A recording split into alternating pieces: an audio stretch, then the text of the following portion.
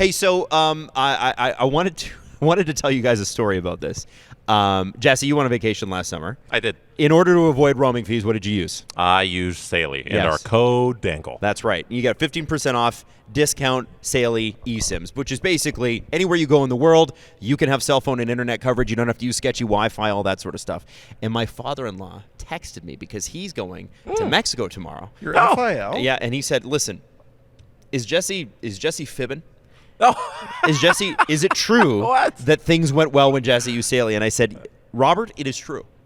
You will like Saley. In fact, you will love Saley." Oh, I thought it was true that I was fibbing. No, No, it's you were not not true fibbing. that I was not fibbing. You were not fibbing. Yes. You were telling the truth and saying, "Hey, this actually works really great." It does, And yeah. you know what's awesome is that he's a boomer, so he's of the age. He's actually quite technically inclined. But if you have boomer parents and they're going on vacation and you want them to save some money, have them download the app. It's super easy. Or go to Saley.com and use the promo code Dangle. My dad's eSIM. Oh, you did? Yeah, because it was just easier for him to hand me the phone, and Yeah. then I did it for him. I mean, I do that but with you. I used the code too. We all just used the code, and it was awesome. It's very easy. The promo code is Dangle. The discount is 15%. And if you're going traveling, if you're leaving the country, even if you're going within the country but outside where you have to be, on a long distance line or something like that, don't worry about those fees. Those roaming fees, they're a part of the past with Saley. Promo code Dangle.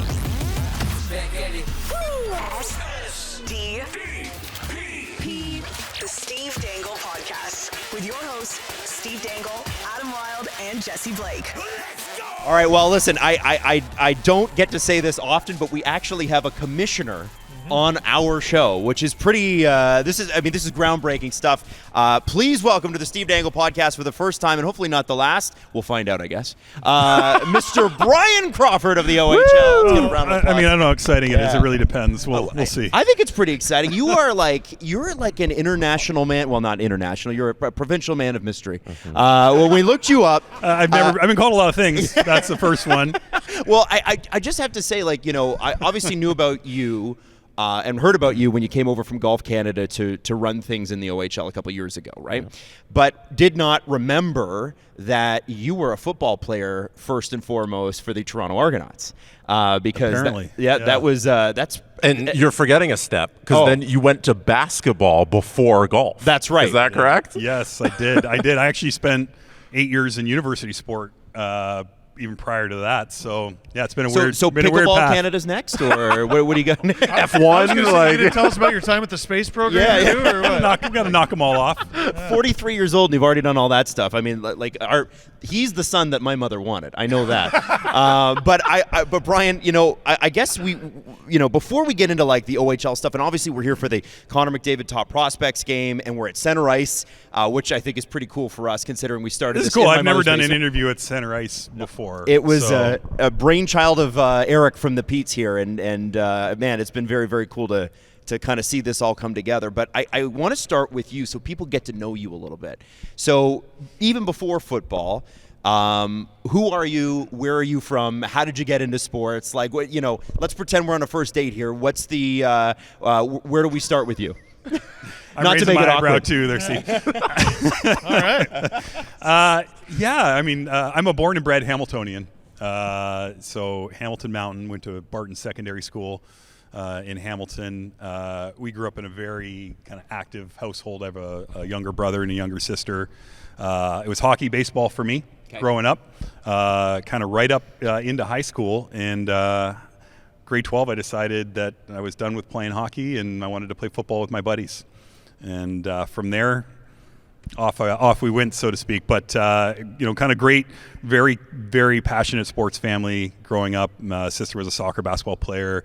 My brother played football as well, and so we were, it was sports kind of every weekend. And there'd be a point in time where my parents would go see my sister playing. She played in the NCAA. Go see my brother play in U Sport, and then come see my CFL game all in the course of kind of one weekend. And so it was great. It was a great environment to grow up in, and lucky that it really kind of inspired my passion for it, and led me this way. Before anybody else asks another question, I do want to say I think it's fitting you're sitting on that side because you two are the athletes and we're the two wannabes. I have to tell you, people like us can't stand people like you guys because you're like, yeah, I played a lot of hockey and baseball, and then I just picked up football, and then I became a professional at it. Yeah, what was your YouTube channel like? What are your subs? Well, I'm a little older than that, so YouTube wasn't actually a thing.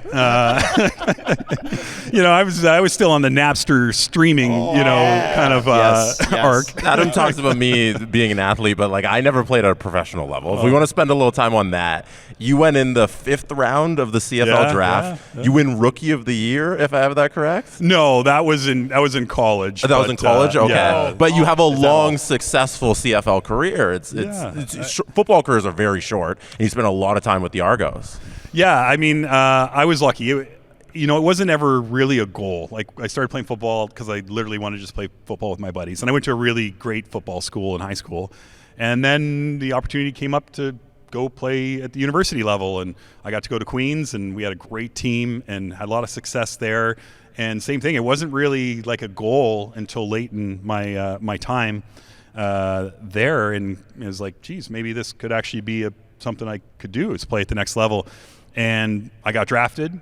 And I remember we were sitting in a coffee shop with my girlfriend at the time, who's now my wife. And I said, she asked me, what does this mean? Like, and I was like, I don't know, hon. I go to tryout, and hopefully, maybe I can make the team and play a season or two. And better part of a decade later, she's kind of like, I think it's time to move on. Move on with life. But I've been incredibly fortunate to have that experience, to get to play in the CFL. But you're from Hamilton. Being from Hamilton, it was definitely a crisis of conscience. Yeah. I'm easily bought, so whoever signs the checks, bit of a mercenary. But I was lucky. I got drafted by the Argos. I lived in my parents' house my first year in the CFL, and then my wife and I ultimately bought a home in the Hamilton area.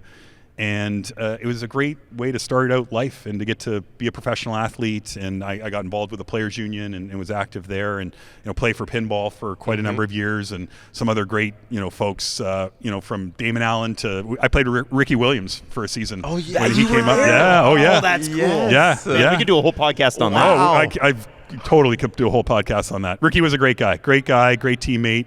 We've got some stories, but maybe for the next one. So it was a great start, and I'm really fortunate to have had that opportunity. And but while I was playing, my wife was great. We talk about a lot of these things, and I was kind of motivated to think about what was next. And I sat down with pinball one day, and we were talking about it. And I'm a year in, and I'd finished school and wasn't quite sure, thinking of master's, graduate school, what I want to do. And he gave me the best advice that, anyone's really ever given me. And he just said, figure out what you love to do and make that your job.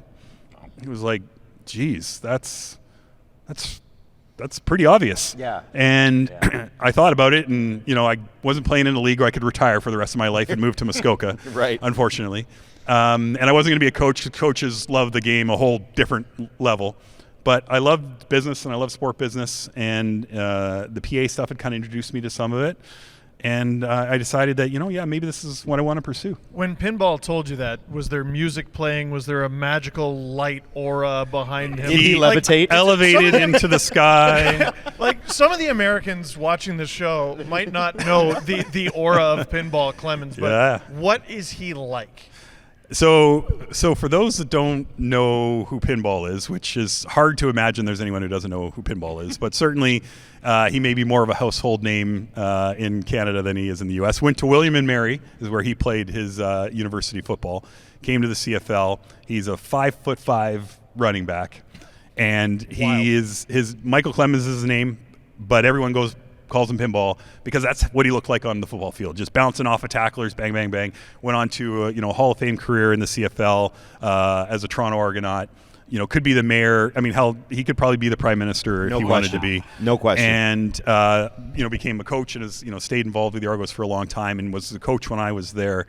And he is the most passionate, inspirational, motivational person that I've ever met in life, and I think probably will ever meet in life. And someone who just cares for people, more than anybody, as I said, I've ever met. Like he just truly cares for people, and having that sort of guy as your coach was pretty special experience as well. So One thing my boss never let me live down, because I very famously on the show worked at the Toronto Zoo for 7 years. Okay. He never let me live down that when I applied there, I was a teenager. I had nothing to put on my resume, so I put that I did the morning announcements as one of my qualifications. You had Pinball Clemens as a reference. I did. And I'm guessing you got the job, yes? I've gotten a few of them with him as a reference. That's pretty cool. Yeah, pinball's great. People that have seen him, he's the most amazing public speaker. Speaks all different places. Yeah, right. Yeah. Everybody's got a pinball. Everybody's got a pinball. He doesn't even mind either. Impression. Like he loves it, and he thinks it's great. Oh, he loves it. He loves everything. He loves it. But also, when you spend that much time with him, he's the same guy too. Like behind closed doors as he is in public. When you spend that much time with him, you hear all the slogans, all the speeches, all the stories. You know them all. And so you'd go to, maybe you go with him to an event that he was doing or something, and we were part of it. And you'd hear the speech, and you know where it's going. You know where it's going to land because you heard it in the locker room, or you've heard him say it before. But yeah, can't say enough great things about Pinner. Jesse? Oh, like I thought like the Pinball Clemens point in your career must have been like the stepping point to everything else in your life. He motivates you to get everything, to move on to the next obstacle, and then you accomplish that, and then now you're commissioner. And then so your goals with the OHL, if we want to go on to that, what does success look like to you for this league? Yeah, I mean, I want this league to be revered everywhere for how a sports league can be run and what it can be. There's scale to everything, right? It doesn't matter necessarily what you're doing. It's all scalable, right? It's just the number of zeros might change. But I think that we can, operate our league in a way that, is an example to, people everywhere about how a sports league can run. What really drew me to this opportunity was I think that we've got this kind of duality. We have this really, really noble mission, two missions really, to develop people, and young people especially, but people in general, whether it's staff that work for the teams or in the buildings, in addition to the players themselves, and then supporting the communities and developing the communities that we're in. Because the OHL, we're sitting here in Peterborough, and the Petes are amongst the most important thing that is in this community, and that's true across our 20 markets. And that's really special. That's really, really unique and really noble. And to have that kind of be the leading mission is pretty cool. But then on the other side of it, we have this really dynamic sport business that we get to run and operate and grow, do things like this and bring people into the game, whether they're a fan of hockey or they're just, a sports socialite and they want to be part of what's cool, or they want to just get out on a, Friday night or Saturday night and see their friends and family members and colleagues and community members, because the weather sucks here in Canada for a lot of the year, and what else are you going to do but get out to a hockey game in the middle of the winter, right? And that's special, and that's really part of what drew me to it. Well, I think too, like we're living in an era where costs of everything are going up. And what strikes me about the OHL and why we're so thrilled to be kind of working with you guys on and off with specific teams and doing highlights and things like that is that it's one of the last affordable family tickets out there for live sports. Yeah. I mean, you even look at some of the brands that have, for instance, come into Toronto. Obviously, you got the Scepters. Their tickets are very expensive to get, especially if you're trying to buy them aftermarket, which is you can't buy them because they're sold out. The Toronto Tempo are going to come in, and that's going to be very exciting. But again, there's going to be a mad demand for that sort of thing. And, growing up, our families would have been able to go to a Leaf game as, a 4 or 5 group, and it would have been totally reasonable on a family budget. Not so much anymore. I look at this, and when we go to these games, and we've worked directly with the Frontenacs, now with the Petes, the Generals. We're going to do something with Guelph in March. I see kids. I see moms and dads and entire hockey teams in the stands. And, sometimes they're usually the ones that are screaming the loudest, and they usually have the jerseys and the shirts off, and they're going nuts. But it's that is what we grew up and wanted to have. And I feel like this is sort of this area, this arena, this league that you have is the next thing for families. And it's always sort of been there for a lot of families, but even bringing new people in. I want to talk to you about growth? Because I look at your resume, obviously Basketball Canada, then Golf Canada, 2 sports hugely on the rise in Canadian sports culture, and then you come here. And this is a league that's been around a long, long, long time, but the business and the world is changing around it, and you guys seem to have injected a ton of energy in. How are you going after new people that have maybe never been to a game?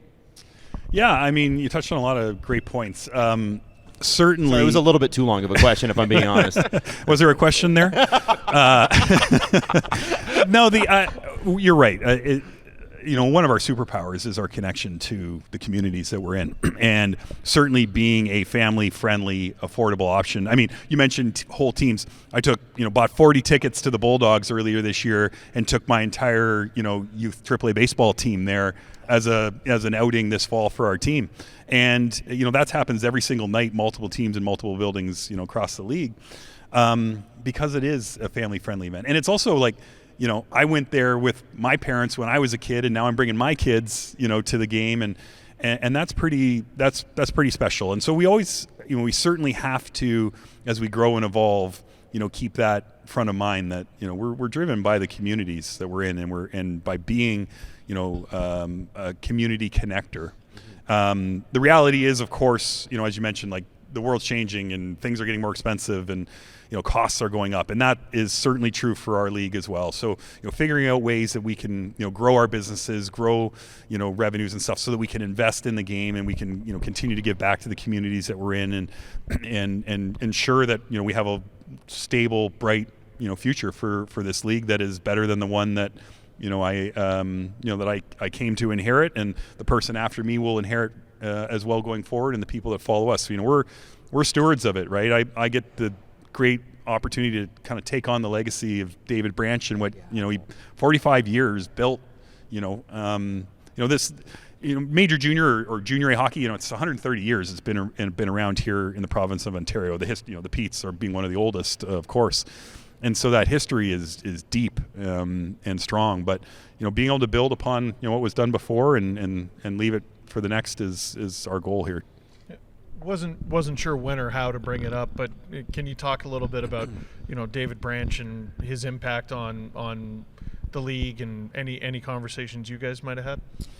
Yeah, I mean, I think that you don't have to do much more than kind of mention the name to someone who's maybe a casual sports fan or something, and they know who he is, like they know who he was, and that means something. That's pretty special, right?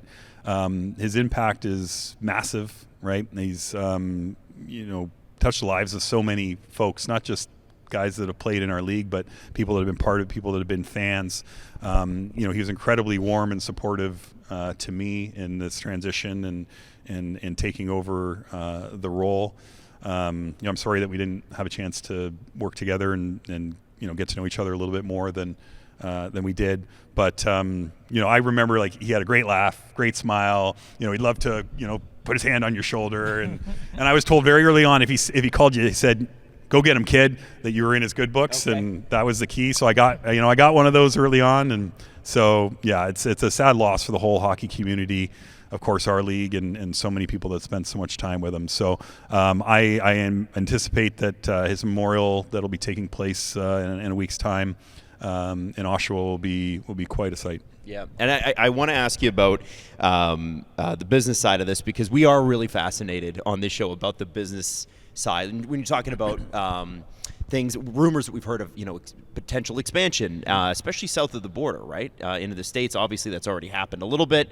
But what do you foresee on that, on that track? Like, is that something that's a real focus for you at the moment? Or is it something like, hey, if the conditions are right, we'll look at it? Expanding on both sides of the border is absolutely a focus of ours. Yeah, there's I think opportunities there that we want to try to chase down. We gained 120 players into our league this past year from other leagues that wouldn't have traditionally played, in the OHL. Well, that's, you basically have 4 teams worth of players there that have come into the league. So there's an opportunity to grow the league while keeping that level of play not only high, but actually even higher than it's been still. And there's a demand for it, right? There's a demand for it. So, we have to obviously find the right opportunities. these are the sorts of projects that are also managed in years, not months. Yeah. But we work hard on it, kind of every week, and trying to make things happen, both here in Ontario as well as on the other side of the border in states like Michigan, Pennsylvania, Ohio, New York, and hope to see the opportunity to grow. What represents a viable market? Like, what would you be looking for? Yeah, I mean, certainly you've got to have a hockey kind of history and fan base there. I think that's a big part of success in a new market, that you've got fans that are, know the sport, that are engaged in the sport. So that's important. Facilities, of course. If you don't have a building, there's lots of places we could go, but there's no building, right? And it's not a cheap endeavor either to build. Somebody told me it could be north of $200 million in some instances to build from the start. You're $150 to $250 million, depending on the size of the building and other factors. But it's a big investment for a community to undertake, and to find public-private partnerships to tackle those sorts of things. So it's a big project to do. So that's why I say they're kind of measured in years, not months. But we're hopeful that we'll be able to introduce new franchises into the league and grow the league, because there's so many opportunities that come with that, in terms of reaching new fans that maybe are hockey fans but haven't had a chance to interact with the OHL as much. I'd be an example of that. Being from Hamilton, Hamilton, most of my life didn't actually have OHL hockey. It was really only kind of in my 30s when the Bulldogs were in the city. And so there are markets across the province where they're kind of loosely connected to the league, but they don't have a team of their own. So, and then likewise in the U.S., as our kind of exposure grows, the 3 teams we have done fantastic jobs in those markets. We've seen the 6 teams in the Western Hockey League.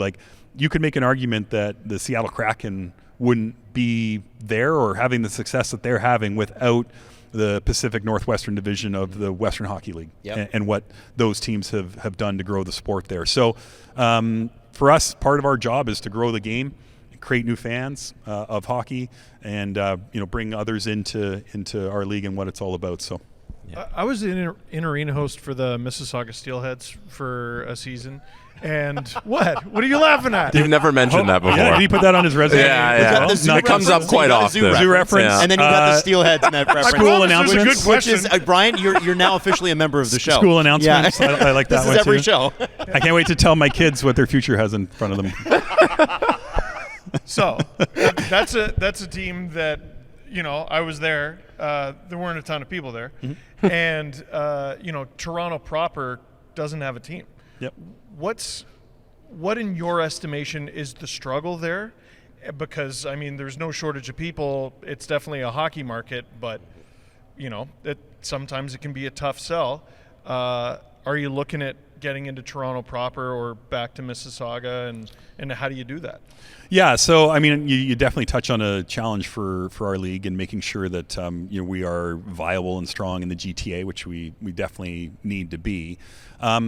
Toronto proper, the reality is everything that there is in the world is available in Toronto, and the competition is probably the biggest challenge, right? So much. Yep. NBA, NHL, of course, Major League Baseball, soccer and lacrosse, and every festival, and the Toronto Film Fest, and cottage season in the summertime, and all of the sorts of things that are available on a daily basis. The market has a lot of competition, and I think that as I said, part of what has been the success, or the secret to the success of our league, is how important we are to the communities that we're in. Those mid to small size markets where we are the sport and entertainment property in town. Right. And so, that will ultimately still, I think, guide a lot of what we do in the future, and even as we think about expansion in markets that we can operate in. I think there's lots of opportunities around the GTA for us to explore, and we are exploring. I think Toronto proper is a different deal, and it doesn't make sense. There is a bit of a team there that takes a lot of focus. At least, the Jays have been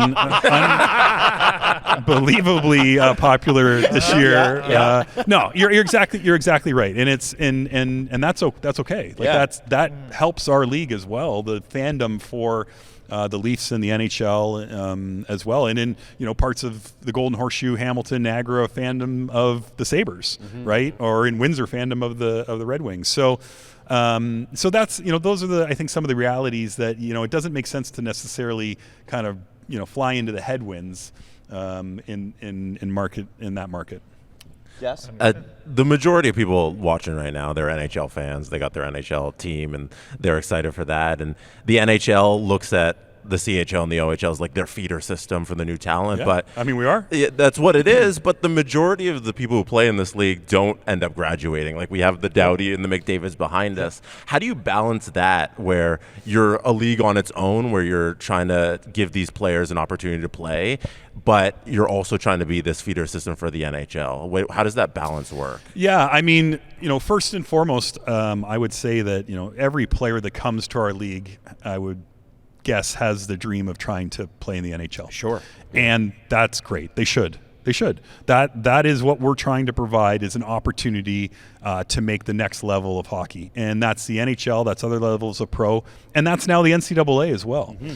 And we can say that. We can say the NCAA word. And we can say that. Absolutely. And I think that's a great thing for families. That's a great thing for the players. So we want to be able to give them the platform to perhaps achieve their dreams.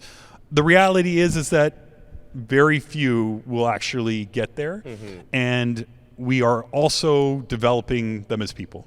And they're going to become doctors and lawyers and accountants and firefighters and maybe all even of those commissioners. sorts We of don't things. know. I mean, yeah, exactly. I mean, our one of our legal counsel on the commercial side, a guy by the name of Aaron Franson. Aaron Franson played for the played for Kingston, the Frontenacs. Went to Queens while he was playing for the Frontenacs. Got his degree. He was traded, so he finished his career in Owen Sound when they had some great teams there. Went on to do law school in the Queens, went on to become a partner at Stikeman Elliott, major law firm in Toronto, leading mergers and acquisitions. Like, he's an example, the story of what the majority of our players actually are and what they actually become. And he's, come back to support our league and help us, in those ways. So, we have to kind of always balance that. Yeah, our goal is to develop NHL players when it comes to the on-ice hockey part, but we have to keep in mind that we're developing young people to be, successful future contributors to their communities, and that's in their chosen career paths, and that's probably going to also be in the community as coaches and mentors and those sorts of things. So that's what I said. That kind of duality of being a really noble mission, as well as being a really dynamic sport entertainment environment. Adam's bringing out the trophy. So for anybody listening. Last question here, because this top prospects thing, everybody knows about the CHL top prospects game. Yeah. But the OHL top prospects game is a very recent development. Yeah, it is. Second season. By the way, I don't know if you know this, but the guys in the head office allowed us to keep this for like a month. And we just had it floating around the office and that sort of thing. It's still What's here. this chip out of? There's maybe a little nick on that. That was there before. It might have been the trophy when you win when we play a little bubble hockey, but that's besides the point. Well, there's a lot of plaques on here. This is a lot of years. Yes. So you guys could take one of these ones on the Oh, back. that'd be great. We'd love to be on that. But You have a Sharpie in your suit jacket? We can fix that for you. Yeah, I might. Yeah. it is the Connor McDavid OHL top prospects game. How do you get him involved? Why do this in the first place, I guess, is the first question. And then how do you get Connor McDavid's name involved? Obviously, there's a 97 on the trophy for anybody listening on audio. That's a big deal. Yeah. So, I mean, credit to Dave Branch on this in so many ways. When the CHL decided to kind of shift the top prospects game that they were running to do this challenge between the CHL and the NDTP, he said, we still need, ways to profile prospects that aren't going to be maybe part of that team. And so it was real important to him that we maintain that. So, my rival, we got to launch this, first one last year and profile the great prospects in our league. We've got 40 guys here. Half of that, that is half of the 80 that were on the midterm rankings are getting a chance to play here. Which is, by the way, 80 guys. 80 guys in the OHL. That's a record. Yeah, Unreal. that's a record. Yeah. That's crazy. When we think about the league success last year in the draft, like, it is definitely kind of stacking wins upon wins. We had a record year of attendance last year. Like 3.5 million people came to OHL games last year. There's no other sport and entertainment property in the country that does that. None. Like, you take what the CHL does in the year, not the CFL, not Major League Baseball, not the NHL, none of them. Right? We have 61 teams operating in markets across, and you've got 4,000 or 5,000 people a night, and it's huge. So anyway, so back to Connor McDavid top prospects. So when we thought about trying to build this brand out, build this property out, of course, connecting to, one of our most notable recent alumni, who is obviously at the top of his game in the NHL, that the kids playing today have been inspired by, that are pursuing, kind of his success. It made all the sense in the world, and he, said yes to it immediately. Was great about it, got behind it, and so it's about connecting, what was one of our top prospects, a decade ago, to the game, keeping that connection to the league, and really, charting the path for the future. So we're really excited about it. It was a great event last year in Brantford. We're building something there. We're physically building something there with a new arena coming now. We're looking to do more here in Peterborough. We're going to Owen Sound next year. So going to communities where they provide a great opportunity to host this game and to do things in those communities as we continue to build our brand and legacy in those markets. So it's been a great first season. This one has been fantastic. We've added to it with the U16 prospects games, the GOHL prospects games, which was a new partnership this year, and just trying to build size and scale with everything that we do. Brian, you've been so great about your time. We really appreciate that. I mean, we've held you here for a while, held you hostage at center ice here, but we want to say have loved being a part of this so far. Thank you for having us here, and thanks for making time for the show. We very much appreciate it, and we hope you'll be back. No, I appreciate it. Appreciate all the time and energy covering appreciate the league and everything that you do. So thanks so much. I'll send you the rest of my resume just so you have it. It's important. I'd like all the references as well. We'll need to do reference checks. Hey, Jesse, you're looking awfully comfortable and warm here at Center Ice. Yeah, I'm warmer than you guys because I am wearing my Fabletics. Oh, Wow. look at you. No, I'm a big I threw on deal. the vest because it's a little chilly down here at Center Ice, but thankfully I have this from Fabletics. So. Well, Jesse, sure, it looks good, but the quality must not be there at all. Oh, no, Steve, you could not be more wrong. Oh, the heavens. quality is top notch. Excellent. But listen, when you get top quality, you're paying top dollar, aren't you, Jesse? And you're not even doing that, Adam. What? You are paying No. very reasonable prices. 80% off, actually, when you become a VIP with Fabletics. Listen, the quality surprised us. The fact that it works so well and it's so warm, and it also looks great. And the thing is, you're not going to get any of the waistbands, creeping down. Joggers actually keep their shape here. Imagine that. Jackets that are actually warm instead of just looking like they're warm. Fabletics VIP, you got to check it out. They already have an incredible deal, and we've got an exclusive offer just for you. And by the way, Jamar Chase just signed on as an ambassador, and he did his first clothing drop, so you want to check that out. 80% off everything when you sign up as a VIP, and yes, that includes Jamar Chase's first drop. Just head over to fabletics.com/SDP, take the quick style quiz, and be sure to select SDP when prompted to unlock your 80% off. Again, it's fabletics.com/SDP. Jesse, it was wild card weekend last weekend. How'd you do on your picks? I went undefeated. Hey, 6-0. I went 6-0. Listen. Yeah. And it's like we did our public picks. Like you can check it. It's all there. I was first in the league, tied with a couple others who also went 6-0. It's a little easier when there's less games here. Yes. It's not 16 games. It's only 6, but I lucked into it. Okay, now how do you think you're going to do this weekend? Because DraftKings is offering some pretty great odds. Mm-hmm. They're an official partner of the NHL too. Like, you should know that. But, football, it's the playoffs, that sort of thing. Jesse, how are we feeling about our picks? Who are you going with? Yeah, I'm just looking at the games here. There's 1, 2, 3, 4 games. And last week I went 6-0. So this week I'm going to go 0-4. Okay. Because that's how it works. That's right. That's how it works. Hey, you're still up.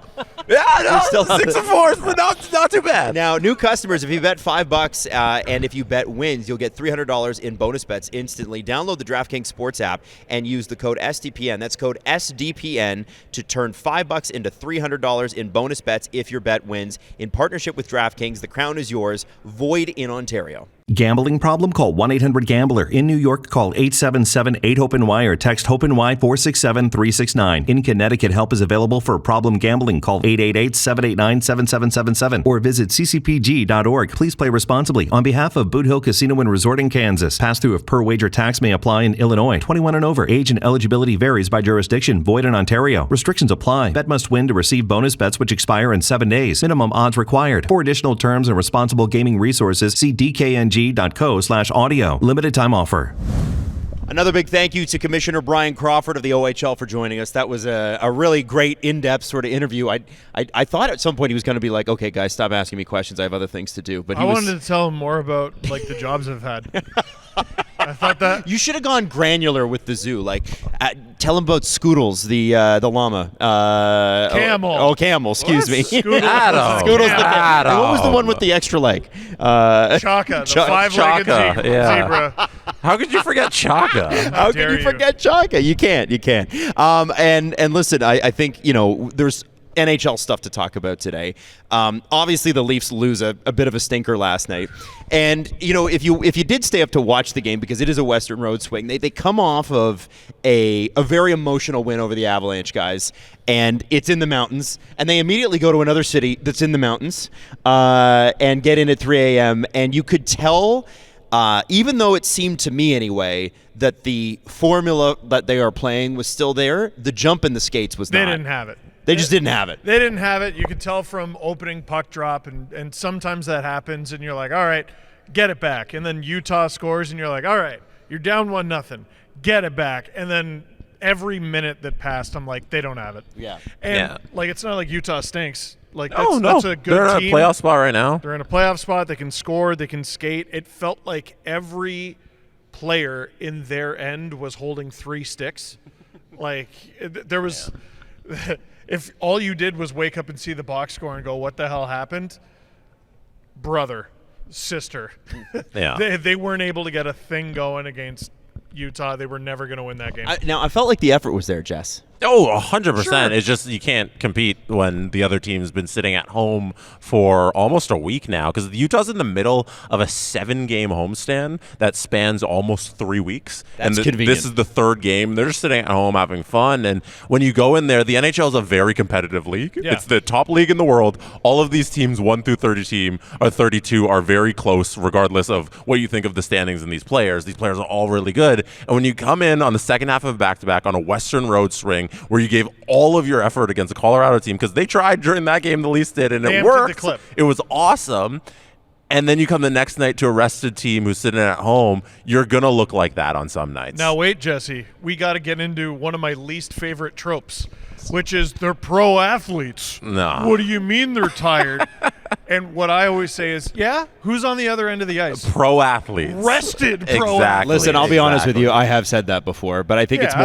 more We all have. when the effort isn't there. That's when you get annoyed, right? But I felt like last night too. If you only look at the box score last night, you don't really realize that the game didn't get away really until the 3rd period. Like I think it was. You're It still. never in it, looked close, No, though. it didn't look No. close. You're right. Yeah. You're right. It wasn't the goals they allowed. It was they weren't able to generate anything. And Hildeby wasn't very sharp. No. He's been playing a lot more than he has in his entire professional career at the NHL level. Like, Yeah. It's going to catch up with him, I think, and he can't have it every game. And when the team in front of you doesn't have it, your goaltender's also not going to look It's good. a lot harder. Dylan Genther just got man. way Yeah. too many looks. He's 7th in the NHL in shots on goal. He's I can see also why. Top 15 in goals. Unbelievable accuracy He's on that first goal. Sniper. Steve's not wrong, though, that like on those nights where your team doesn't have it, you'd like your goaltender to stand on his head. But if he can't do that in that instance, then you get a 6-1 final score. That was essentially your only chance of winning the game, is if Hildeby goalied them. Yeah. It's rare you turn on the television over the last 4 weeks and you say the Leafs are very clearly the second best team on the ice. So I'm willing to give them this. Like They went from like when they started to pull it together, it was like, all right, they're still not playing great, but they're finding ways to like get a point, get 2 points. Then it was just, they look just like last year's team. They're very strong. I mean, you go 8-0-2, and then you have that one game. You're forgiven, my son. Yeah. Like it's not all of them are going to be David Ayers. Could you imagine if last night you did a one-taker and lost your mind on the torched them? team and At just, 1:30 in the morning? and just ripped everybody apart? No, it was just. You made me stay up for late for this. Nobody would believe it. I hope Nobody everyone would buy enjoyed that. the last 2 LFR videos, but sitting in front of that camera at 1:30? starting up an old lawnmower is and kicking it and shit, trying to get it to start. It was Yeah.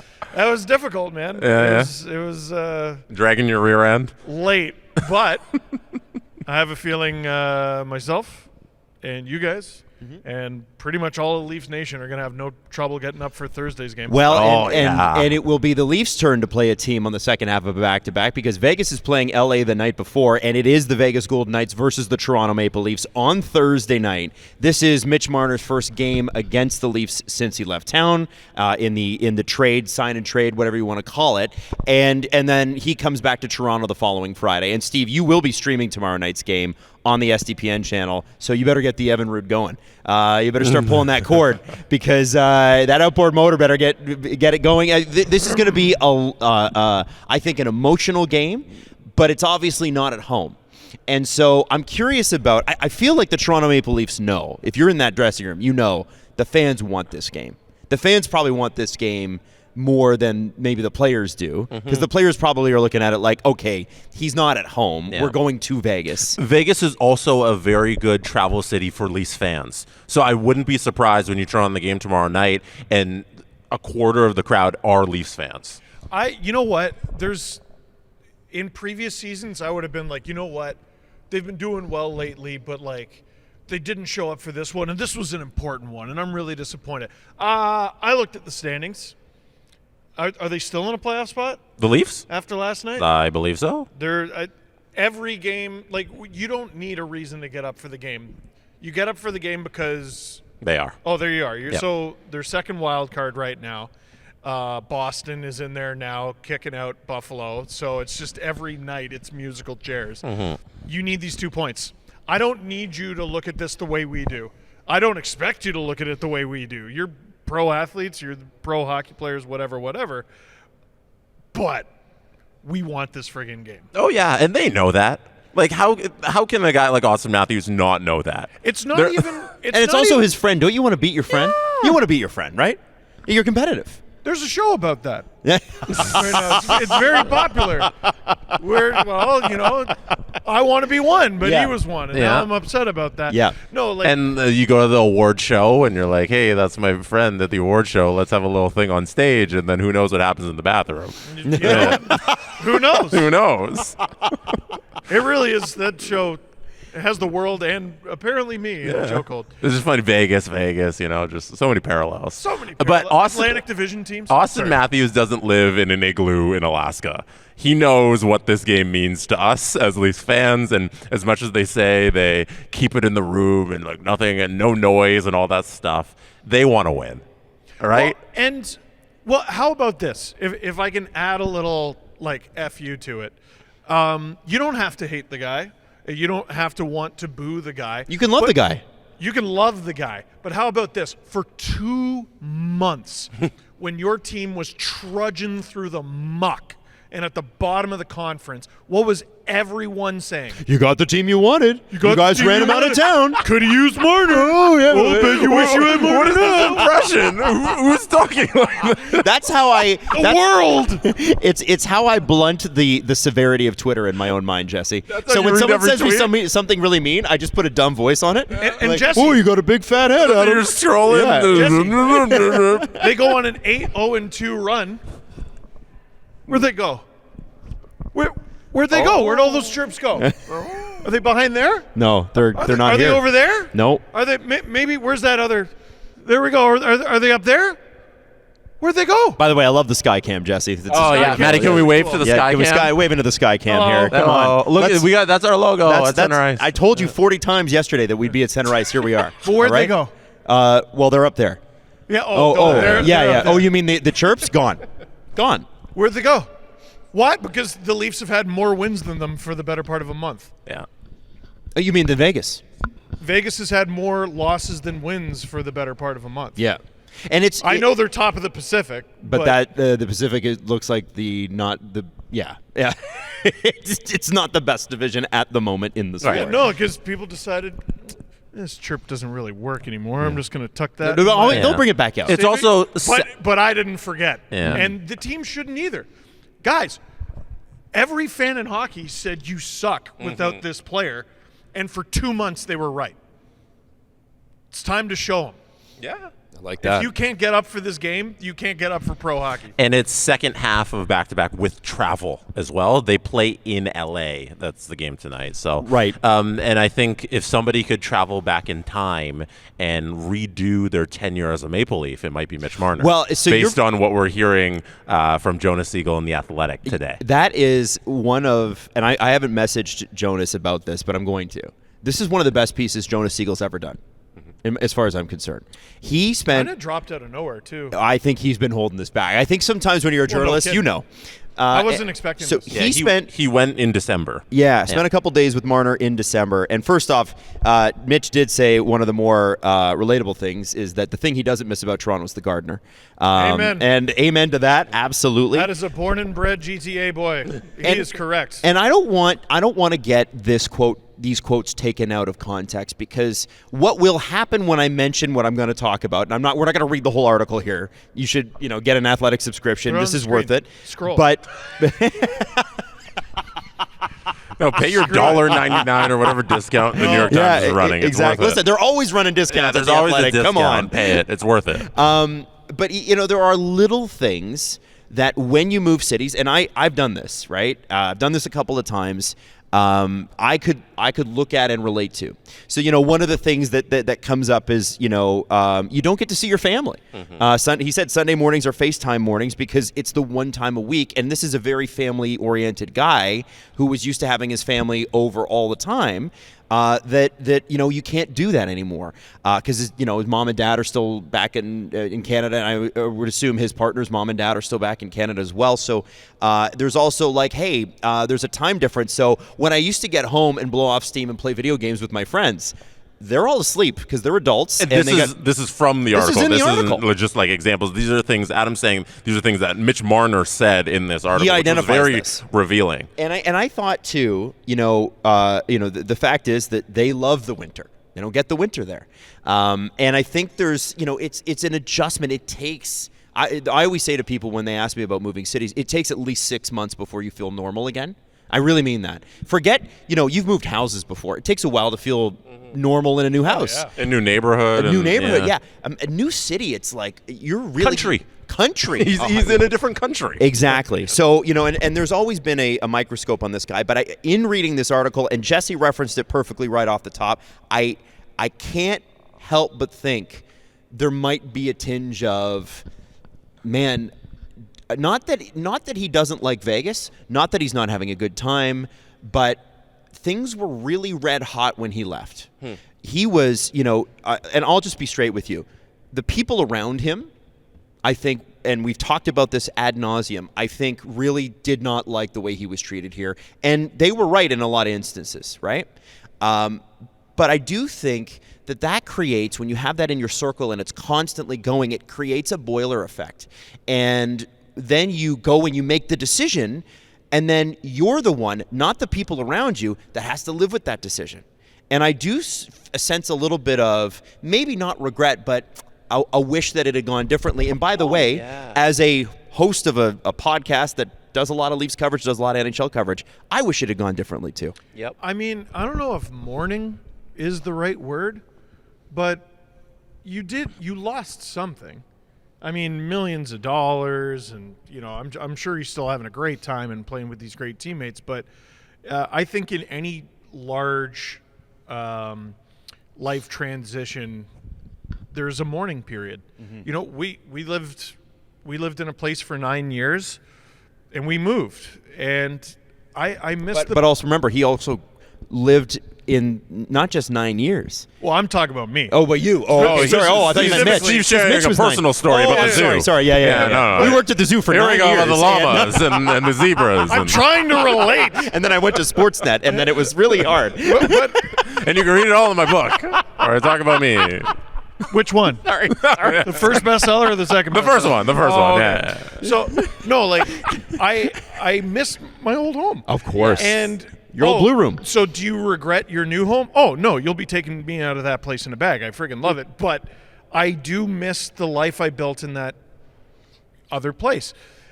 I love it as a humanizing story because I don't think we really take that aspect into account. Like, he signed, what was it, $96 million? Something Yeah, like $12 that. million a year, 8 years. Yeah, but there are, as cliche as it is, some things money can't buy, Yes. right? And Proximity. Well, and it's at a very special time in his life, too. I can't imagine living a 5-hour flight away from my family, being a first-time dad. It was hard enough during COVID living like a 20-minute drive away. Yeah. Right? So it was a really humanizing feature. Well, like I agree with you. It's some of Jonas's strongest work. Jesse, what do you think was your pull from this? Because it is. I think every Leaf fan should read this because the Marner thing. It'll be something we talk about 20 years from now. It's a consequential moment in this Leafs franchise. It's one of the biggest moments in franchise history, and I think one thing he will always understand and realize is that tenure. You're never going to get it back, and there's probably a lot of regrets about how it played out because if you're able to dream up the perfect scenario as a hockey player who grew up in the GTA, it's I get drafted by the Toronto Maple Leafs, I'm a star on the Leafs, and then I win the Stanley Cup with the Toronto Maple Leafs. And in there, I think you can hear that part of his heart that we talked about it when he left and the chapter was over, that's never going to be a reality. And eventually, I assume after this mourning period, which still feels like it's going on for him because of all those things you guys just talked about, how it's a big adjustment moving to a different country. When that period's over, he'll probably come to grips with that, and that'll be okay. But I feel like it's still so fresh and so new that that's probably still in there somewhere. If you were able to give Mitch Marner truth serum, I think he would say yes. I'm so disappointed that I wasn't able to give this franchise a Stanley Cup because that was my boyhood dream. And that was a team that he cheered for, like you said, from the start. And he also goes from being the guy, him and Austin and Willie, being the guy to being a guy. And he has played left wing. He's now playing center. He's used to playing right wing. Bruce Cassidy, they talk about the minutes. Bruce Cassidy wants to keep him at 20 minutes a night. It's like right back to the Babcock era in terms of ice time.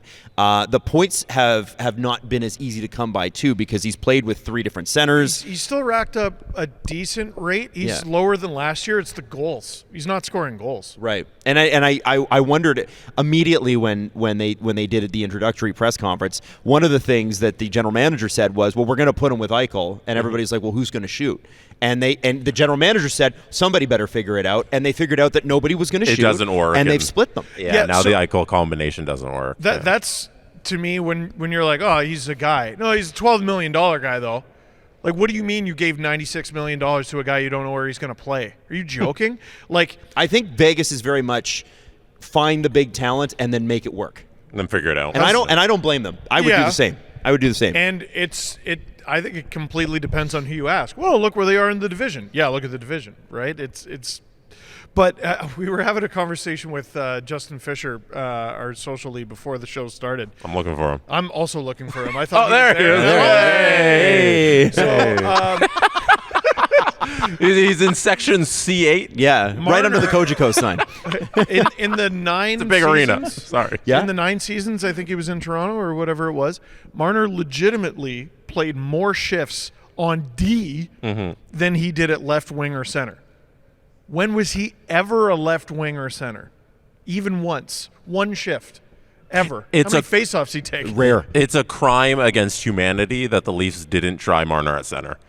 Like One of him or Willie. What are you doing? I think no, they tried Willie and it failed. Jesse, you know what I think? So go to the other guy. So you guys, we've talked about this before, but there's that famous story about Mike Babcock wanting, I think it was Noah Hannafin instead of Mitch Marner, and he said, I want men, I don't want boys. Coulda Hannafin is the title of a podcast episode. That's right. Yeah. And I think Babs being there going, I don't want an undersized center. And that's why they tried Willie, and they probably kept Mitch on the wing, because Mitch is not a short guy. He's still over 6 feet tall, but he's compared to the giants that make the NHL, he looks a little bit shorter. He's and Babs was a guy that was really about that, right? And almost weirdly so. Yeah, but then I'm like, okay, so Sheldon Keefe was there for how many years? Yeah. Like, why didn't he try it? Yeah. 3 different head coaches are like, we're going to try Willie at center, and they all tried it for, I think, 5 4 and 3 minutes Yes. each, Yes. respectively. Yeah, it's, Marner should have been tried there. If he can play defense, he Yes. could probably play. Shot. Yeah. And he was amazing time. in the OHL. They tried him at D that one game, and it was fun. It was fun because he didn't do so bad. No, he's an expert defensive player. Like, if we ever gave Selkes to wingers, like, he would be right up there. But we don't, so whatever. I don't know I why don't we know. don't. I don't get why we don't, No. but we should. I don't remember. I want to say it was Dmitry Filipovich. He basically said in another life, Mitch Marner would be Quinn Hughes. Oh, yes. That's a And- perfect comp. Well, and just the way they skate, the way they move the puck, the way everything about their game, except they just never tried him there. I Different guess. positions. Yeah. And, like, it should be able to translate to center, too. One of the things Mitch was known for here in Toronto, and I guess has reportedly continued in Vegas, is that he used to be the guy that hosted a lot of the the team parties, get-togethers, got the guys together, and was beloved as a teammate. He's done a little bit of that in Vegas as well. Tougher when you've got a baby at home. Sure. But I'm assuming their house is probably big enough that the baby can hide somewhere. I'm thinking about both squads. And Greg Wyshynski said last year on somebody's show, and I forget which one you said it on. You said if Mitch Marner leaves, it should have been ours. If Mitch Marner leaves, not only the Leafs will regret it because they'll miss Mitch Marner, and Mitch Marner will regret it because he'll miss the Leafs. And that seems a little bit like what's happened. Now, I'll tell you something. As a watcher of this team, I'm happy there's been a change. For better or for worse, I think Toronto was ready for a change. I think Mitch was ready for a change. I don't know that could have gone differently. Where I think Toronto really goofed this up and where I put this on the Leafs is management not pivoting after 2021. After the Montreal series, there should have been something, right?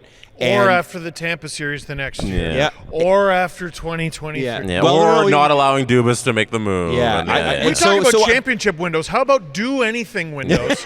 You had a 3-year do anything window and you didn't do anything. I think that's very important to say because I don't want the trolls to misconstrue this conversation in that, they want Mitch back. Like, no, that's not what we're saying. We're just talking about his current feelings about his situation in Vegas. The way it's playing out for the Leafs is actually, I think, pretty good. I think I was saying this in the group chat last night. You guys can call me crazy if you want to. But you didn't in the group chat though, so I'm just going to say this. But tell me if you think I'm wrong. Here's the thing: in the regular season, basically after 2016-17, which is when they first made the playoffs with this era, they really didn't face any adversity. John Tavares arrived the next year, and they would sail to the playoffs. It'd be January. It's January 14th today.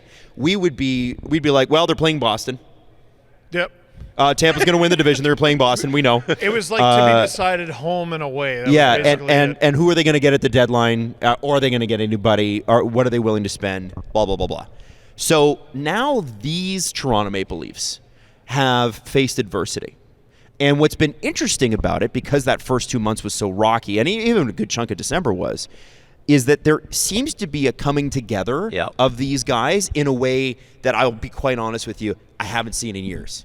No. It hasn't happened in the Mitch Marner. It didn't happen, I should say, in the Mitch Marner era. And that's not Mitch's fault. No. But I think it didn't. I think 2019 is the only argument, maybe. Yeah, because that team wasn't very good. And they didn't. Yeah, they just weren't very good. But you is can that almost adversity, or are you just bad? could they be forgiven for falling asleep at the wheel a little bit? Maybe not, because you're just so and everybody knew it. We used to sit here at the beginning of September and go, nothing matters until April. Yep. Like, and it that was boring. That's the worst. It was boring. So this year we're seeing, character guys come out of nowhere, and that was what was missing in the playoffs last year, right? And previous years as well. We got a little bit of it in the playoffs last year in terms of like Benoit coming in and scoring an OT winner, and Domi being a real factor. Yeah. We're starting to see that now. I'm talking about the Lawton Lorentz penalty killing duo. I'm talking about Dakota Joshua was playing pretty well before he lacerated his spleen, and we haven't talked a lot about that. Nick Waugh's emergence here. He's won more faceoffs by far than he ever won in Vegas. I love that player. He's great. Great player. The Easton Cowan coming aboard and injecting some of that youth, which Toronto quite literally under the cap could not afford to do. No. Outside of Matthew Nyes. That's outside of Matthew Nyes, and even then it was like by the skin of the teeth. They couldn't do actually Matthew Nyes at the end of the season. They had to play shorthanded to actually bring him in. Yeah. That first time. So yeah. Like, that's crazy. University goalie. And it's a great story because no one got hurt. No. Yeah, he didn't have to play. What happened if they did? Yeah. So it's I think perhaps for both sides, obviously, adversity is a growing experience. That's always the thing. Mm-hmm. I'm curious to see what version of the Vegas Golden Knights, who have times looked good and at times looked a little discombobulated, still sort of sorting out their team chemistry. I'm also curious about what kind of Toronto Maple Leafs show up. I do think these guys are extraordinarily competitive human beings, and if somebody is your best friend on the other side, yeah, you want to beat them. Yeah, I think both teams are going to go in probably having this marked on their calendar. You have something to prove, and if you go in there ready to play against your buddy, you're going to get run over. Yeah. You better show up with your head up. Absolutely. Absolutely. This show is brought to you by BetterHelp. Some days are good days, some days are not. Not every day can you take the show that you started in your mother's basement and bring it to the center ice here in Peterborough. Yeah. Yes. And you know, there are some tough days along the way that got us here. And I think one of the things that we will fully, objectively all admit is that therapy helped. Yeah, just a tad. Yeah, and so although it's great to be here, maybe you're looking at this new year going, listen, it's not like it's got to be new year, new me, but it would be nice to get some evolution on these problems, maybe a solve or two. You should give BetterHelp a try because they've got 30,000 credentialed therapists. They serve 5 million people around the world, and you get matched with a therapist really, really quickly on your timeline. It can be over text. It can be over calls. It can be FaceTime, whatever it is that works for you on the time that works for you. 30,000 is like, what, 6 of these arenas? It's a lot. It's a lot. Maybe less. 4 of these. It's Scotiabank Arena plus another ring. Several. Yeah. It's a lot. So we want to give you a little bit of a discount code because we think you should give it a shot. BetterHelp makes it easy to get matched online with a qualified therapist. Sign up and get 10% off at betterhelp.com/SDP. That's BetterHelp, HELP.com/SDP. Now, one of the things I wanted to ask you guys is, as we sort of get closer to the end of this show, is, we've had a couple of days here in Peterborough now. Right, we saw the U16 stuff. We saw, we saw some agents walking around. Like Mark Hunter was there yesterday. There was, there's definitely, everybody in the junior leagues is here, and I'm just curious about what you guys have taken in so far and any sort of anecdotal things. Like if somebody were to ask you about this experience so far, what would you say? It's one of the most interesting arenas I've ever been in. Maybe we'll be able to illustrate this later. They got like a decent lower bowl of seats right behind the camera, a ridiculously tall lower bowl at one end, only a few rows over there, and then they got the boxes over there. They got a wood panel roof. I love this building. It's the perfect OHL barn, if that makes sense. It's unique. Yes, and would we look at it a little differently if it was like pro? Maybe. I mean, it's bigger than what the Coyotes were playing in. Probably. OHL buildings need to have a certain charm. Yeah. I find, and it's definitely got that. Everyone in this community friggin' loves the Pete's so much. And also, a lot of people who work in hockey, they need fashion advice. And that's why I call them the quarter zip mafia. Yeah, I'm going to say that as a guy just wearing a black shirt with an SDPN logo. It's an ocean of people wearing like a quarter zip or a black quarter zip with a teeny tiny team logo on it, and that's it. I'm wearing the shirt to fit in. Jesse, what about you? As we do more and more of these events, like over the last few years, we go to Kingston, we go to Oshawa, we're here in Peterborough, and we just keep going to more OHL cities. Over the last few years, I've learned so much about the league as a whole and how important the teams are to the communities. Because one thing we hear from our boy Eric here, I don't know where he is, our boy Eric here from the Pete's, is this city, this community, they sell out this arena regardless of what the team is doing. Yes. Because they want to support the Pete's. Yep. And that is how much this team matters. And you go to these different markets, and the same thing in Kingston, the communities care about the teams. And when you grow up in a big city like Toronto, like I do, you think the Leafs are the only thing that matters. Oh, Jay's the only thing that matters, the big teams. But you drive a couple hours in whatever direction, you end up in one of these OHL cities, you see that as much as people care about the big club and the Leafs, they care about their little club in the Pete's. And it's really cool to see in person. If you've never been to an OHL game, it can be a bit of a culture shock. Yes, yeah. It's a lot of fun. Yeah, it is a lot of fun. It's not quite high school football in Texas where it's a religion everywhere you go in these OHL cities, but it's really something that the community rallies around. Yeah. And I think that's so cool for the OHL. And if you're listening out there, you've never been to one of these games and you got a team that's close to you, like, go support it. Yeah. Like, go see one of these teams in action because it's really cool. Go see one not close to you. Yeah. Even better. Make the 3-hour drive. We've done plenty of that. Go see Sudbury. Now, the thing that everybody always wants to talk about this time of year, this year's a little bit different because we have the Olympics, which everybody's really pumped about, but trades. And you're starting to see the trade boards come out. CJ's already had a couple. I think Kipper's second one came out today. CJ said on the most recent CJ show he made a few calls and activity around the league is picking up. Oh, the rumblings. Rumblings. Also, then Pierre LeBrun said today that a guy like Dougie Hamilton, who we know is going to get traded at some point, whether it's now or it's the summer, the action on him is picked up, and the two teams he mentioned, and I don't know if this is Toronto baiting or not. I don't think it is. It would make sense that Brad Treliving might be interested in a guy like Dougie Hamilton. I don't know that they got the assets to pay, but Carolina's name came up, and boy, does that fit. Perfect. No notes. Yeah, Dougie Hamilton. You've lost Pesci and Shea in the last couple of years too, right? Yeah. But just a player who a pocket of hockey hates for some reason, and a pocket of hockey has also always loved unconditionally. The Hurricanes are usually on the loved unconditionally side when it comes to analytical darlings, even if they're aging, even if they make a lot. Jesperi Kotkaniemi was in rumors recently. There's a lot of money that needs to move around in a deal like this. Let's cook. It kind of makes sense. It is interdivision, which is a little uncomfortable, but screw it. Beggars can't be choosers here. 100%. Do you guys think that New Jersey ends up having to he is a right shot defenseman that had almost 40 points last year. Do you really think they're going to have to retain on this?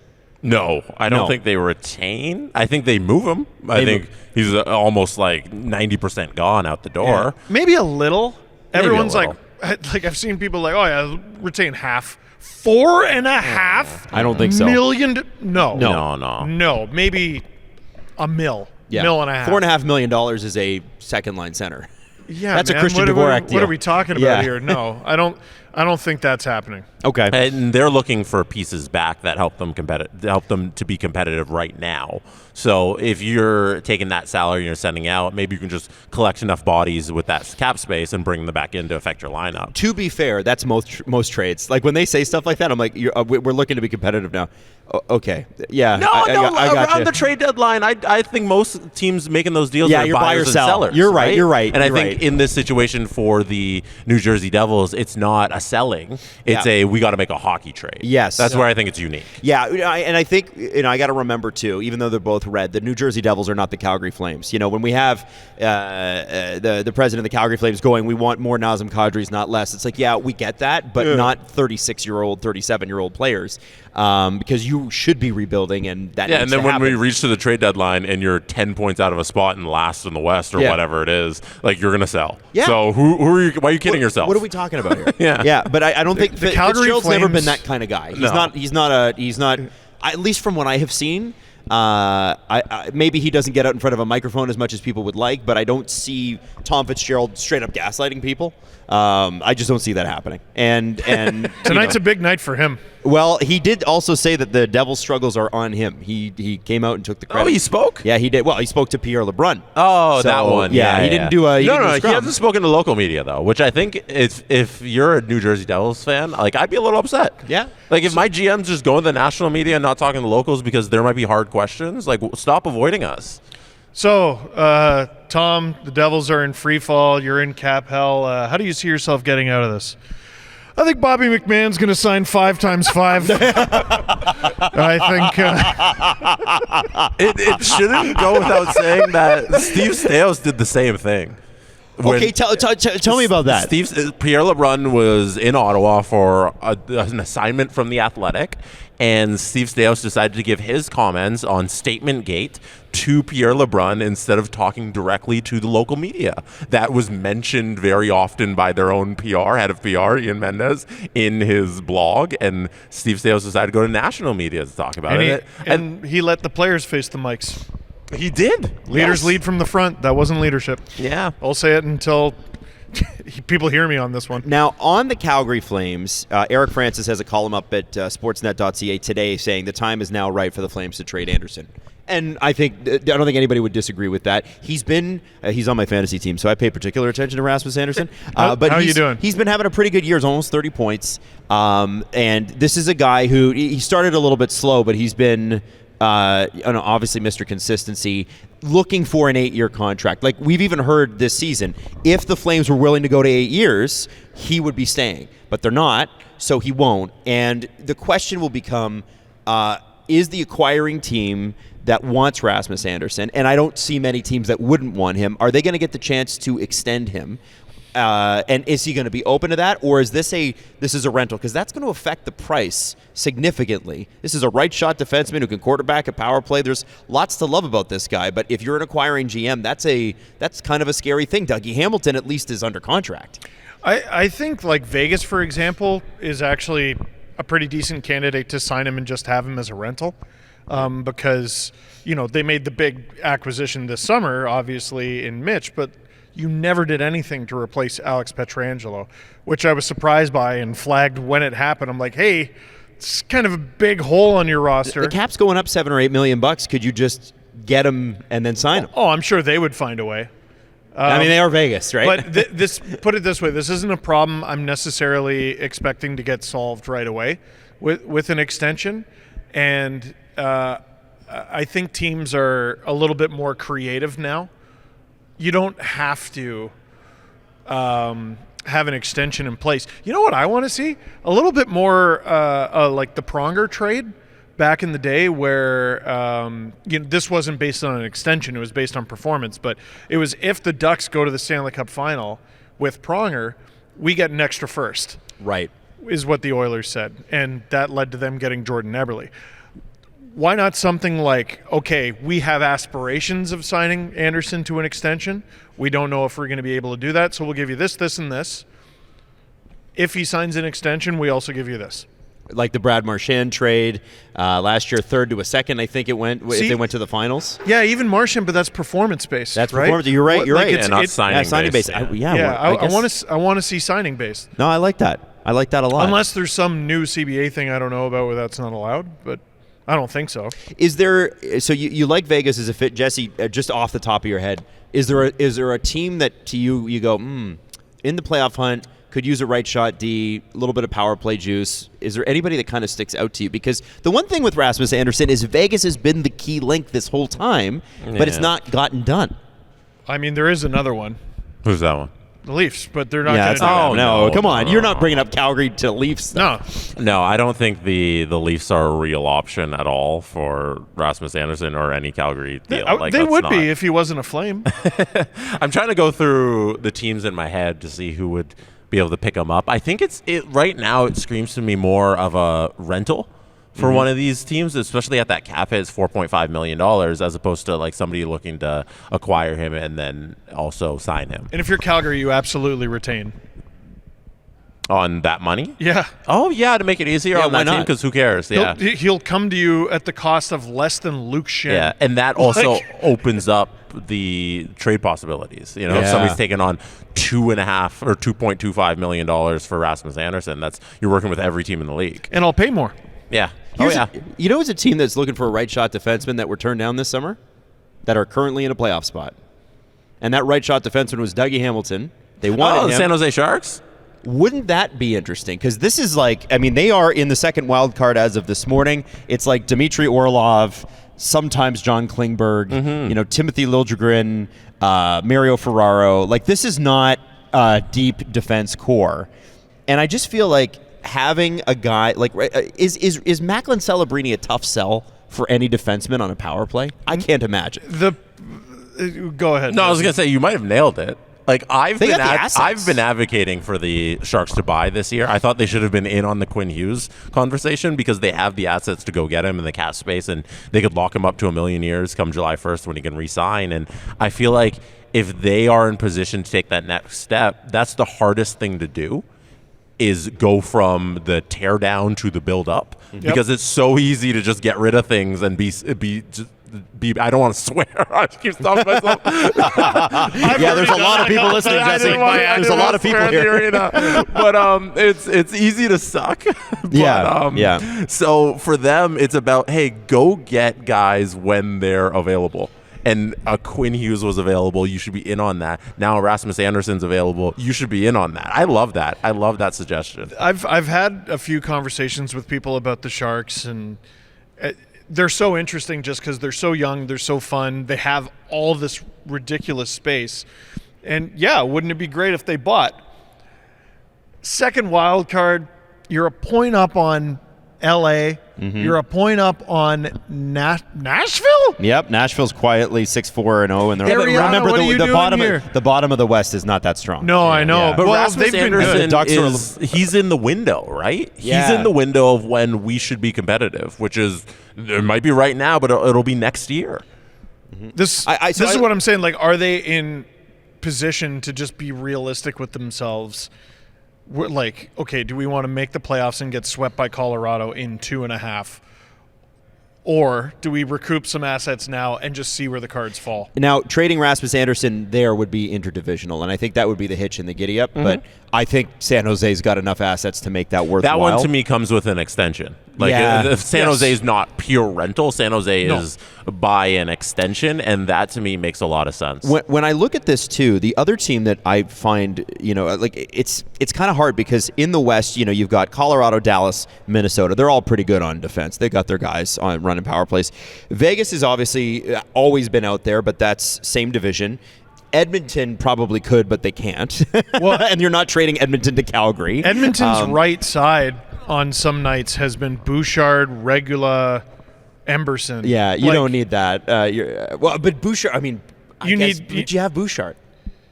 Yeah, but you could also use just anybody, human beings with a right-handed hockey stick. You could use Troy Stetcher, I think. Right shot, puck-moving defenseman. The Kraken don't make any sense because of the Montour thing, and they are also just overloaded with money on defense. And the Kraken are in a playoff spot right now. Utah made their moves with Sergachev and Dursey. And then you've got, like you said, the LA Kings, the Nashville Predators, the Ducks. On the Eastern Conference side, I wonder about a team and a team like an Ottawa Senators. Can you? And I know you've got Thomas Chabot, and I know you got Jake Sanderson. But are you? Is that something that helps their scoring punch? Because I know last night during the intermission, Darren Dreger said, listen, they're going to watch for the next couple of weeks. If they're in a position to make the playoffs, they're going to make a move. If they're not, they won't. That, to me, kind of seems interesting because Ottawa's not young. They're not old, but they're not young. And they're in the, we probably need to do this like pretty soon window. I wondered about them and that fit. Do you, is there another defenseman going back? Because obviously they've got Zub and they've got Jensen and they've got Thomas Chabot. Jensen, who hasn't had a very good season, right? Like their left side, I think, is fantastic. Their right side could use some juice. Yeah. A lot of the analytics right now support that Ottawa is a better team than what their record says. They're not getting saves. The thing that is sinking them is goaltending. So if I'm Ottawa, everything I'm doing is getting a goaltender. Yeah. Reimer goes on a run, Sens make the playoffs, knock out the Leafs on the last day of the season. I'm the first one to enter the line and say I was wrong if Reimer does anything with the Senators because I don't see it with him. Like, I'm just for the narrative. Yeah, it would be cool. It would be funny. It's way funnier. I'll be wrong if it happens, but I don't know if it's gonna happen. It's a fascinating thing. There's going to be a lot more names that we end up talking about. Last thing I want to touch on before we go here is Braden Point is week to week, and he has been a shell of himself. He was one of the original 6 members of Team Canada named to the team, I believe in June or July or whatever it was. And this has just not been a great season for him. I think there's been injuries. I think Braden Point has played a lot of hockey in the last half decade. Incredible playoff performer. Unbelievable. So you want him at the Olympics. If he can't go, who's the guy you put in to replace him? Because there were some pretty notable snubs. We're talking, Bedard, Bennett. Who else have we got? Shifley's in there. Seth Jarvis. Seth Jarvis could be in there. Sorry, who did you say, Jess? Wyatt Johnston. Wyatt Johnston, who I think Darren Dreger picked him in the intermission last year. I was like, I don't think so. He's really good. He's really good, but I don't know that over Sam Bennett, Conn Smythe winner a few months ago, that I would maybe take him. It's a tricky conversation because, Sam Bennett and Braden Point are not even kind of the same player. Yeah. So what are you going for here? Are you going for? So what are you going for? I'm putting you guys in the GM spot. What are you going for? Well, if you're going for a guy who kind of replaces what Point brings to the table, it's maybe Johnston. But I have a hard time. It's not even like Seth Jarvis is having a bad year. Mm-hmm. I don't know. Is Seth Jarvis the compromise there? You have Johnston. You're not really sure, though. You have Bennett, but obviously there's something you don't like there. And you know who Seth Jarvis is. Exactly. And to me, it was so weird how Seth Jarvis wasn't really in the conversation of the team. He was already like, oh, we're leaving off Seth Jarvis. He's done. He was at Four Nations, but he's not going to make this one. I was like, why not? He's performed very well. He's a very talented player and hasn't dropped off from the guy that you put on Four Nations. Yeah. I would have him up there along with Bedard, because Bedard to me is the exact same conversation. It's like, why aren't we talking about this kid being the 13th forward here? Because I think that they have enough guys there where the guy they're bringing in wouldn't even make the lineup. And probably doesn't need to play tough defensive assignments. No. I look at Bedard. He gets the toughest defensive assignments in Chicago already. Are his numbers great? But no, but the team's not great. But he does the thing that it requires to win hockey games, which is score goals. Yeah, and he does a lot of that. Score goals, and he's good at it, so why not just bring him and throw him there as your scratch, or throw him on the fourth line to score goals? Yeah, I have a hard time with Bedard because I don't know. It's a fun conversation, but they're not doing it. Exactly. That's why it's I'm just shooting into the wind. So who do you think it will be? Jarvis is my pick. Jarvis is your pick. Yeah. That's who you think it will be. Oh, who I think they're gonna do? So Jarvis would be your pick. Who do you think they'll take? When I hear Dreger float something like that, I think that's not out of nowhere. I think it's a canary in the mine. And let's see how people react or whatever, or you're just getting people acclimated to the answer before you give it to them. Whoa. Yeah. You think it's Wyatt? Wyatt Johnston, an incredible player. Really, really, really good player for the Dallas Stars. It'll be crazy if the Stars add another Olympian who's not named Jason Robertson. Yeah, they'll have very six. True, very true. Johnson did have a pretty ho-hum playoff with Dallas last year, but really, really talented player. To be fair to him, he didn't need to have a good playoff. Mikko Rantanen was fine. And I don't know if it matters all that much to them. Right-handed shot. Yeah. I don't know if it matters as much up front. It matters. They care. Yeah. Right shots, weirdly enough, are not. They're hard to come by. And I think Jarvis is as well. Yeah. Bennett's not. We'll see. I don't know. To me, I think it comes down to Johnston and Jarvis. Mm-hmm. Connor Bedard's a righty. I know people are screaming at the screen right now. Sam Bennett still on the outside looking in. Yeah. Yeah. That's wild. Shocking to me. Absolutely shocking. I had him on my team. I think if Tom Wilson goes down, it's him. But, is that it? These guys. Just take the best players. Trying to fill all these roles. Why don't you just take the best player? Bennett, forget the Conn Smythe. He's performing exponentially better this regular season than he was last season heading into the Four Nation face-off. And he made that team. Remember, he made the team and immediately went in a slump, and we were like, what are we doing here? And then, sure enough, he scores in the final. The thing I hate most about this conversation, and I know we got to wrap, is just the guys who are building this team talking out of both sides of their mouths and saying narratives don't matter, your resume doesn't matter, and then bringing a guy like Jordan Binnington based entirely on resume. Totally on. You're absolutely right. Now, they have shown you're lying to me. They have shown signs that they'll change their mind, though. Because part of the reason I didn't have Nick Suzuki on my team, I was like, well, they're not doing it. Mm-hmm. And they did it. So you never know. Maybe there's hope. No, let's just pick a side. Pick a side. All I don't right, know. that's it for us. Sorry. But Steve will be back for obviously the Toronto versus Vegas game tomorrow night on the STPN YouTube channel. Also, look out for a brand new CJ show because that's coming out tomorrow too. And then Friday we're back in studio doing the normal show. So it's not nothing changes, right? We're gonna have another commissioner. We're gonna have Friday. The next Gary. Gary on Friday. So we will see you there. And if you're at the Pete's game tonight, please say hi. The Steve Dangle Podcast. Follow the guys on Twitter at Steve_Dangle, at Adam WYLDE, and at Jesse Blake. Connection complete.